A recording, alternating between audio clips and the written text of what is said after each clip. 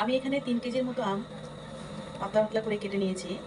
এখন আমি ধুয়ে পানি ছড়িয়ে নিয়েছিলাম, এখন দিয়ে দিচ্ছি পাতিলে। এখানে আমি দিয়ে দিব 1 চামচ পরিমাণ হলুদ, আর দিয়ে দিব 2 চামচ পরিমাণ লবণ। এখন লবণ হলুদ দিয়ে ভালো করে আমি এটাকে মিক্স করে নেব।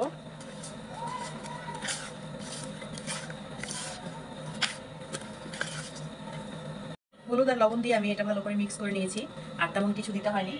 একটা সেনিতে সবগুলো ঢেলে দিচ্ছি। এখন আমি এই সেনিতে দিয়ে এটা রেখে দেবো রাতভর।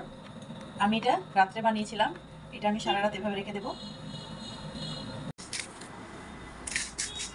এখানে নিয়েছি 5 ফোড়ন, ধনিয়া, জিরা আর কয়েকটি শুকনো মরিচ, অল্প করে সরিষা দিয়েছি। এখন এগুলোকে গুঁড়া করে নেব। মশলাটা আমি ব্লেন্ডারে গুঁড়ো করে নিয়েছি। আমটাকে আমি হালকা শুকিয়ে নিয়েছি, ভালোভাবে শুকায়নি, এভাবে থাকবে মাখা মাখা। গুঁড়ো করে রাখা মশলাটা এখানে দিয়ে দিচ্ছি, আর দিয়ে দিব একটু সরিষার তেল।